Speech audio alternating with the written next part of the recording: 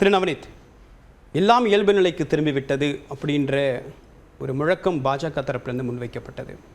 ஆனால் எதுவும் இயல்பு நிலைக்கு திரும்பவில்லை அப்படின்றது தான் இந்த தீவிரவாத செயலுடைய செய்தியாக இருக்கா?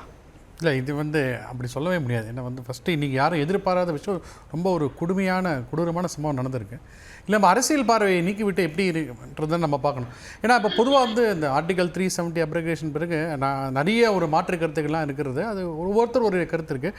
பட் நான் இப்போ ரீசெண்டாக South Indian Journal of Social Sciences அப்படின்ற இடத்துல ஒரு விளக்கமாக, குறிப்பாக இந்த பல்காம் பகுதியில் இந்த 370 நீக்கின பிறகு ஒரு பெரிய ஒரு ரிசர்ச் பேப்பரை சப்மிட் பண்ணியிருக்காங்க. அதில் எப்படி இது ஆஸ் ஆஃப் 2023, கிட்டத்தட்ட 5 வருஷம் கழிந்து நீக்கின பிறகு எப்படி அந்த பகுதியெல்லாம் முன்னேறி இருக்கிறது, என்னெல்லாம் இருக்குது அதில் பார்க்கும்போது, அதெல்லாம் அவங்க கொடுக்குற டேட்டா இப்போ சார் சொன்னார் இல்லையா, அதில் அவங்க என்ன சொல்கிறாங்க, டெரரிஸ்ட் இனிஷியேட்டட் இன்சிடென்ட் 2018 228 இருந்திருக்குது. 2023 நவம்பர் வரைக்கும் 41 தான் இருந்திருக்கு. ஸோ அப்போ நீங்கள் பார்த்தீங்கன்னா அது இந்த டிக்ரீசிங் ட்ரெண்டில் தான் இருக்குது.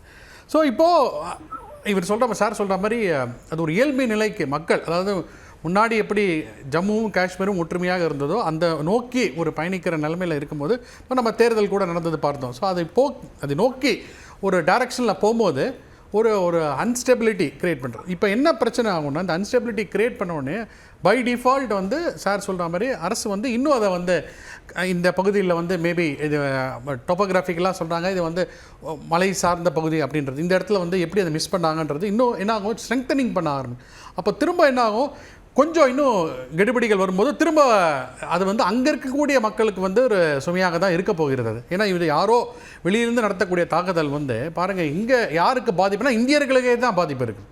அப்போ காஷ்மீரில் இருக்கக்கூடிய உள்ளூர் வாசிகளுக்கும் இனி இங்கே இப்போ என்னென்னா சாதாரணமாக போயிட்டு வராங்க டூரிஸ்ட் ஸ்பாட். இப்போ நீங்கள் நம்மளே பார்த்தா இன்றைக்கி எவ்வளோ மாநிலங்களிலும் போயிருக்காங்க, அதில் உயிர் நீத்தவர்கள் பார்க்கும்போது நமக்கே ரொம்ப கஷ்டமாக இருக்கிறது. எப்படி அவங்களாம் நினச்சே பார்த்துருக்க முடியாது. ஆனால் இப்போ இயல்பு நிலை திரும்பி விட்டது, நாம் காஷ்மீர் செல்வோம் அப்படி. ஏன்னா அமர்நாத் யாத்திரைன்றது ஒரு மிகவும் பாதுகாப்பாக செல்லக்கூடியது. இப்போ இந்த மாதிரி ஒரு டூரிஸ்ட் அப்படின்னு சொல்லி போகும்போது மக்களிடையே ஒரு நம்பகத்தன்மை இது விட்டது.